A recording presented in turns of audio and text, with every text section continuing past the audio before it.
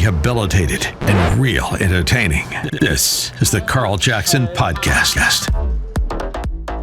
Welcome to today's edition of the Carl Jackson Show podcast. We are your daily dose of objective truth in a world of confusion and lies.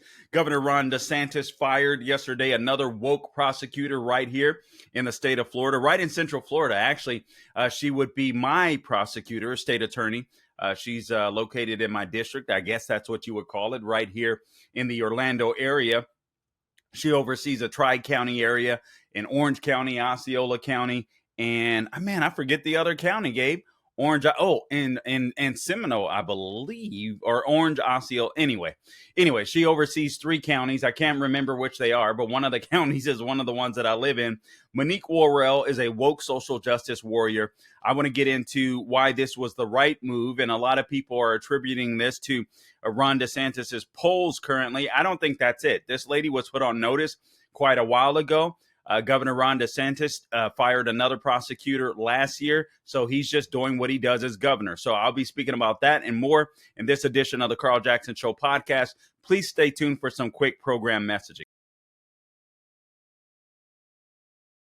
All right, guys, welcome back to the podcast. Please subscribe wherever you go to get your podcasts, Apple, Google, Spotify, wherever you go to get your podcasts. We're also on YouTube and Rumble. If you would rate, give us a 5 there, rate and review, give us a 5 and subscribe and follow us. We would certainly appreciate that. That'll help us to move up the charts. All things social media at the Carl Jackson Show is where you can find me. Hey, guys, today's show is brought to you by the movie The Hill. So I want you guys to check this out. Don't miss the most inspirational movie of the summer. Briarcliff Entertainment's The Hill, starring Dennis Quaid, in theaters Friday, beginning Friday, August 25th. This is the true life story of professional baseball player Ricky Hill, growing up poor in small town Texas. Young Ricky discovers his extraordinary ability for hitting a baseball, but with leg braces and a degenerative spinal disease, the major leagues were just a dream that could never be. Courageously, he risked it all, defying his father's wish to follow in his footsteps to become a pastor. Ricky tries out for a major league scout, pushing hard to overcome his disability. He goes on to become a baseball phenomenon. Some dreams are unbreakable, and this one certainly was. The Hill, starring Dennis Quaid, Colin Ford, and Scott Glenn. The true inspirational story about a family, faith, and a baseball miracle. Don't miss The Hill. It is rated PG. It's in theaters again Friday, August 25th, and you can get your tickets now. All right, intellectual property rights of the Salem Media Group, writing and production may not be used without permission. I guess I got to say that. Anyway, so go check out the movie The Hill. I'm looking forward to seeing that myself. All right, guys, I appreciate that. Now, let me get to exactly what happened yesterday, because some people are praising Governor Ron DeSantis. Some people are saying, oh, he's only doing this because of his polls in the presidential race. First off, I always say this. I don't believe the polls. I do believe that Donald Trump is the clear front runner. I don't believe the numbers as they stand. I believe that people both on the left and the right are trying to create a narrative. I'm just saying what's true. I don't care what you think about me, I'm just telling you the truth. I think both sides, in my opinion, are trying to create a narrative. And I think also there's only a few people paying attention to politics right now. And again, that isn't to say that Donald Trump isn't the front runner. Of course he is. As a matter of fact, he is debating on whether or not he's going to even debate at all. So that is yet to be seen. And we'll find out more about that. Obviously, he's still under fire from the radical left and the persecutor that is Jack Smith, the special counsel. And honestly, he's under fire from Biden. And he's under fire from Merrick Garland. He's under fire from his political opponent. Donald Trump is likely going to be the nominee, barring something happening in the primaries. With another candidate, whether it's Governor Ron DeSantis or someone else. And so he is under fire. Now, Having said all of that, I do want to get back to Governor Ron DeSantis because it's phenomenal to me. But just because people are for Trump, it's like you can't say anything positive about Governor Ron DeSantis or you're some type of sellout. And honestly, I can't stand people like that. They're a bunch of fake and phonies that pretend to understand the Constitution and love the Constitution, but obviously really don't. Pretend to worship God, but obviously really don't. Are very, very babies of the faith, if you will. So when there's good to say about Governor DeSantis, or frankly any candidate, I'm going to say it because I think it's important. And I think it's important that you get the information. What he did and what he has done in Florida is nothing short of phenomenal. He is by far the best governor in the entire United States of America. And not talking about his presidential run whatsoever. He is by far, easy and going away, the best governor in the United States of America. And so what he did yesterday was he set the tone yet again for how we're supposed to handle, or how red states should handle, these woke DAs. All right. So I want to play this audio clip for you. This is, again, Governor Ron DeSantis. He has fired the woke prosecutor, Monique Worrell. And, oh, by the way, I didn't share this at the beginning of the podcast, but again, this is the second time he has fired a prosecutor. He fired a Tampa Bay area prosecutor, another woke one that was backed by Soros, a guy by the name of Andrew Warren, who happened to be white. I just share that because I know what the left is trying to do, is trying to make this a racial issue. Monique Worrell has been replaced by a black judge in the area. So it isn't a racial issue for Ron DeSantis. It is a competence issue. And by the way, before Monique Worrell, Governor Rick Scott released her predecessor, which was Aramis Ayala was her name, another Soros-backed state attorney.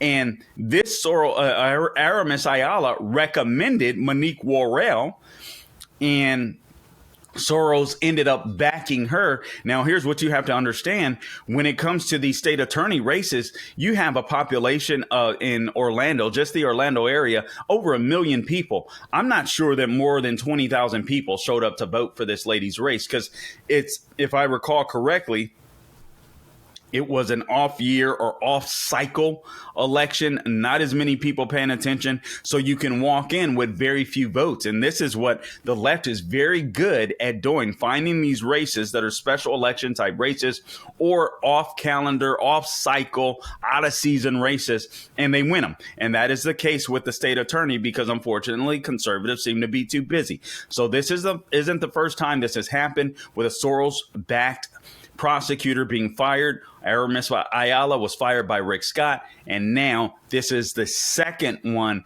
that Governor Ron DeSantis has fired. Let's go ahead and play the clip of Governor Ron DeSantis, and then we will play a clip of Monique Worrell, the state attorney that was fired, and deservedly so.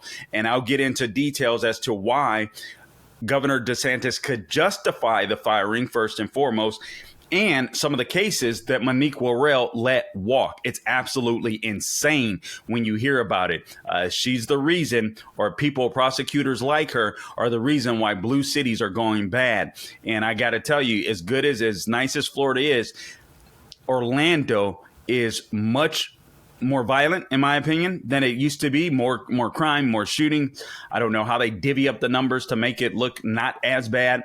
And it's also much dirtier than it used to be with the current mayor that's running it. Anyway, let's go. Without any further ado, let's go right to Governor Ron DeSantis here, Gabe. The state of Florida is a law and order state. And that means we support the men and women who wear the uniform, who protect and serve. It means we have strong policies to hold criminals accountable for their misconduct. Prosecutors have a duty to faithfully enforce the law. One's political agenda cannot trump this solemn duty. Refusing to faithfully enforce the laws of Florida puts our communities in danger and victimizes innocent Floridians.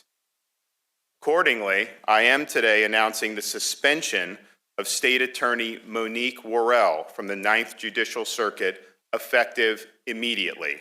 I'm appointing Judge Andrew Bain to take over as State Attorney for the 9th Judicial Circuit. Judge Bain is currently a judge in Orlando. He is a native Floridian.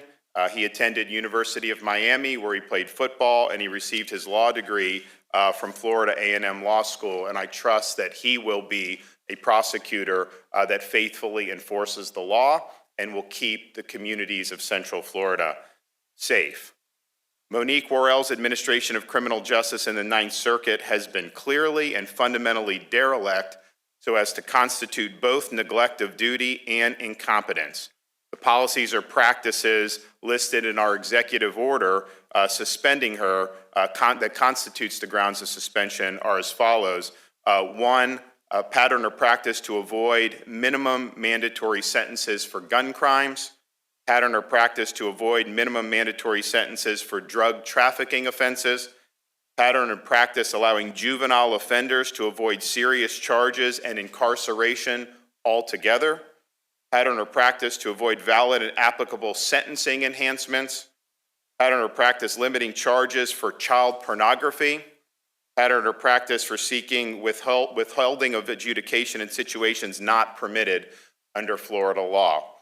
All right, so that was Governor Ron DeSantis. Now, this is Monique Worrell. If we have that video, or you tell me when it's ready, Gabe, but you tell me when it's ready, we will play Monique Worrell's response, and she is the woke social justice warrior, the Soros-backed state attorney that was just fired. And it's always amazing, isn't it amazing that it's always these woke social justice warriors, many of them black women.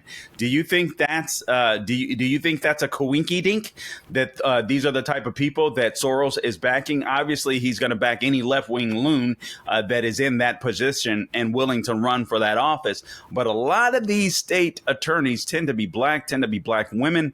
At least it seems like to me in this region. So here it is. This is Monique Worrell. She is the social justice warrior that frankly deserved to be fired. I'm glad she was. It'll make Orlando a safer place, Lord willing, if this Judge Andrew Baines does his job. And I believe that he will. So without any further ado, let's go ahead and play the Soros-backed, white man backing black woman state attorney. If you got to play the race card, you may as well play it, right? Or the left is gonna play it. I might as well talk about it, right? So here's Monique Worrell without any further ado. All right, well, good morning. I think this is the moment we've all been waiting for. If we're mourning anything this morning, it is the loss of democracy. I am your duly elected state attorney for the 9th Judicial Circuit, and nothing done by a weak dictator can change that.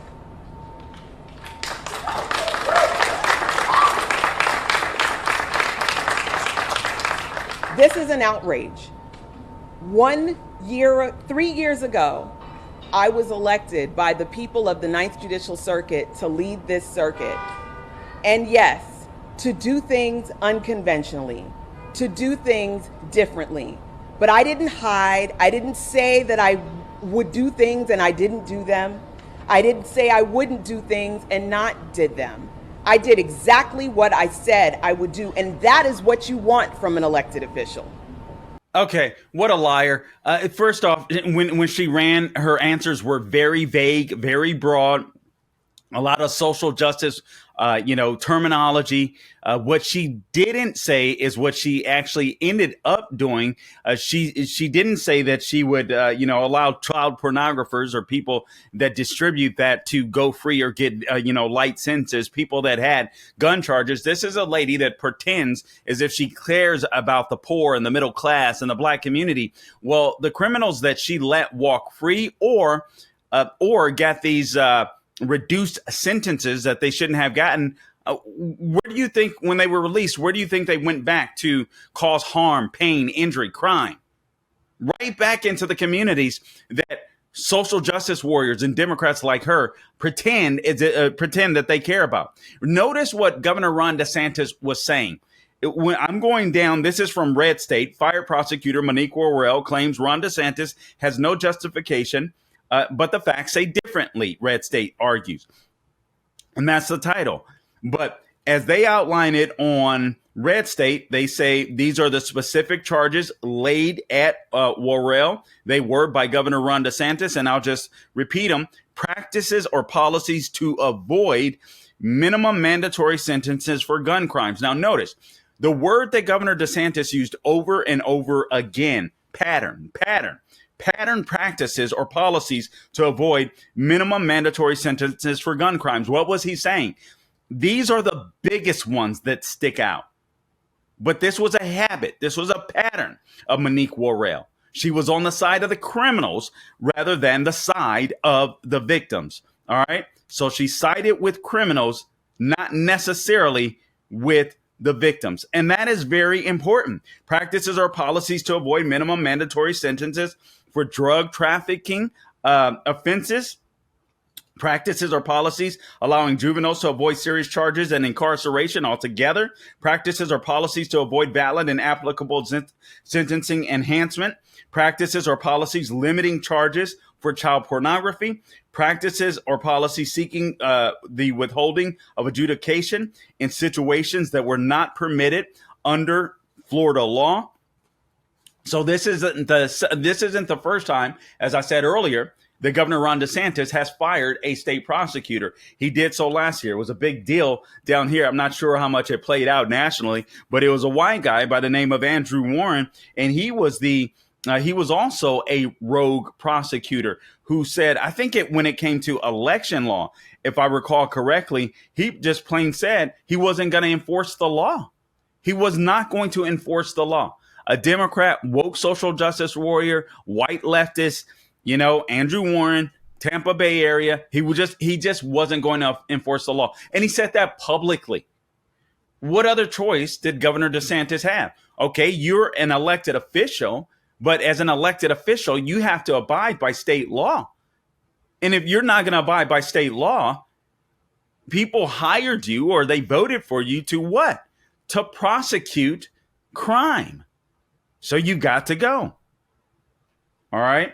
So we saw that unhinged press conference, if you will, by Monique Worrell trying to stay strong and keep a smile off of her face. But I'm telling you, the Orlando community, black families, minority families, all families of every race, ethnicity, and group are safer with Monique Worrell losing her job, in my opinion. Let me just give you some of the cases. Some of these cases are outrageous, but this was the case that broke the camel's back. This just happened last weekend. A gentleman by the name, and I use that term lightly, Daton Viel, I believe it's pronounced Viel, was killed by the Orlando SWAT officers in a gunfight. The officers were left wounded. Thank God they had survived. They were in I don't know if they were ever in critical condition, but they were in bad condition. But they are still hospitalized, but doing much better from reports that I've heard. So none of that stuff had to happen. So you get this guy, Daton Viel, that shoots two Orlando SWAT team officers. So here's his history, a short history. In December of last year, 2022, Viel abducted, in other words, kidnapped and sexually assaulted a girl that he picked up on the way to school, meaning she's a minor. He was arrested, but he was released on bond. So you kidnap a high school age girl, I'm assuming, you rape her, and you get out on bond. That's under Monique Worrell. At the time of the arrest for a sexual assault, he was on probation from the Florida prison system for aggravated assault, arson, and battery. On June 14th of this year, Viel cut off his ankle bracelet and absconded. He disappeared. An arrest warrant was issued. On June 30th, he successfully fled from police during a traffic stop. This is insane. His car was caught on video fleeing the scene of a homicide on July 10th. I'm not sure if he committed that homicide, but his car was left fleeing the scene of another homicide on July 10th. This is the guy that should have never been let out of jail, but because of Monique Worrell's woke policies, they were. And as a result, 2 officers were killed. And I don't know if this other victim of a homicide on July 10th I'm sorry, 2 officers were wounded, not killed. Forgive me. But I don't know if this other person that was the victim of a homicide was murdered or not on July 10th by this guy, Daton Viel. In another case, Lorenzo Larry, a 17-year-old, was arrested for carrying a concealed weapon, carrying a weapon on school property, and criminal possession of a firearm in May 2022. Now, again, what's so funny to me are these people are anti-gun, yet people that commit crimes with guns that don't legally own them seem to not get in trouble. It's fascinating. It's fascinating. So Lorenzo Larry, 17, he wasn't prosecuted in November. He ended up shooting his pregnant girlfriend, killing her and his child. If he had been treated as a felon, his girlfriend could very well still be alive today. In 2018, another case that Monique Worrell was over. A guy by the name of Jasir Dobson invaded a home right here in Orange County, Florida, robbed the homeowners at gunpoint. Dobson was charged with multiple counts of armed burglary with a firearm, robbery with a firearm, and false imprisonment. The charges carried a 10-year, listen to me, mandatory minimum sentence. Mandatory minimum. If you're not familiar with that, it's exactly as it sounds. All right, a mandatory sentence. This is the minimum that you'll get. And that's just mandatory. There's no debating. There's no debating. All right. With the maximum was life in prison. Things looked grim for Mr. Dobson, the criminal, or Dobson, until Worrell took office. This was back in 2018. She directed that 5 of the charges not be prosecuted and withheld action on the remaining counts. As a result, Dobson walked free. Eventually, he served 51 weeks as a juvenile offender, and now he can legally possess a firearm. Oh, my God. In June 2021, this is an unnamed minor. All right, so a minor committed a crime. He was arrested for first-degree premeditated murder and attempted first-degree murder. All right, he had previous arrests for burglary, resisting an officer, aggravated battery, and assault with a firearm. This sounded like a minor that was on the right track. Worrell had his premeditated murder charge dropped in January 23. He was arrested for grand theft of a motor vehicle. So apparently nothing came of his attempted murder charge. All right. So apparently that charge was dropped. Again, this guy hit the jackpot with Worrell being in office. By the way, this is courtesy of redstate.com. And Randall Fredericks was charged with 45 counts of possession of child pornography in August of 2022. Last summer, Worrell's office threw out all but 10 counts. Again, charged with 45 counts. Child pornography. She threw out all but 10 counts. Things still look bad for the home team, as each charge carried a maximum of 15 years. However, when he was sentenced, he got a total of 130 months.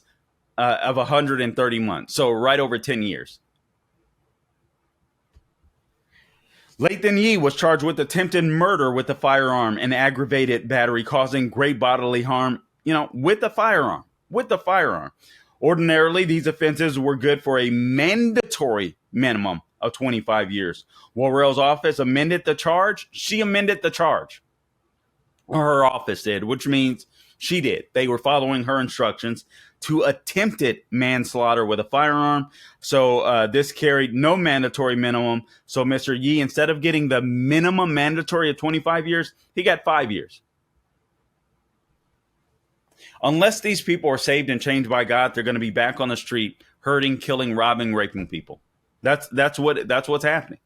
Oh, by the way, let me mention this real quick. I don't know if you guys saw, I retweeted it on my Twitter account. Check out my Twitter account At Carl Jackson Show is where you can find me. All things social media, Instagram, Facebook, and Twitter. Please follow me there. We're on at the Carl Jackson Show is where you can find me. Same is true, I think I said, with Facebook, although Facebook is kind of idling me right now. I see that happening as we lead up to the elections. That's what happens. So unless you put fluffy stuff on Facebook or fluffier stuff, they don't allow you to get much reach. But you can find me there. Some of the stuff they are allowing to get reach, others are not. Others are not. But Andy No, you guys might be familiar with Andy No. He's one of these independent journalists. He was well known for documenting, writing about a lot of the, Antifa riots and the crime that was going on, recruitment of Antifa. He went to Portland to record some type of rally or parade or something of that sort. They attacked him right there on camera, on the spot, threw concrete shakes at him. All right. You literally concrete mixed up in what looks like a shake drink that you would get from a fast food joint, threw it at his head. The guy was damaged for quite some time. He's doing much better now, thank God. But it was a long recovery for him. Well, he sued a couple of his attackers and nothing happened. Nothing happened. His good God, I should have had that video up for you. Absolutely nothing happened. The jury just let them walk away. The defense attorney stood up and said, I am Antifa. So Antifa runs Portland now. You're not safe there. You're not safe there. Whatever person gets in, whatever Republican, Lord willing, becomes president in 2024, sworn in on in January of 2025, they need to immediately recognize Antifa as a terrorist organization and go after every single one of those little thugs, every single one of them. All right, getting back to this as we wrap up. Keith Moses murdered a television journalist and a 9-year-old child. Actually, I thought it was two. I thought he murdered the TV journalist and the driver or the person on camera person that was on site too. So I think that may be wrong. Red State may have this right. But anyway, Keith Moses murdered a television journalist and a 9-year-old child. He had a lengthy juvenile history of aggravated battery, assault, and grand theft. This literally happened a couple blocks away from some of my family members. All right. He was arrested in November 2021 for drug possession. The charges were dropped. He was convicted of first-degree murder now, and the state is seeking the death penalty. But this was a young thug that had a criminal history. He got his hands on a gun. He murdered, I think it's a couple of people. I think this story is wrong. I'm pretty sure there were 3 people. He murdered a 9-year-old girl. It was just like random. He went into someone's house, if I recall correctly. And maybe it was murdered the 9-year-old girl and shot the mom. I think that's what it was. And the mom survived. So, all right. So I think that's what it was. So if that is the case, then Red State has this one right.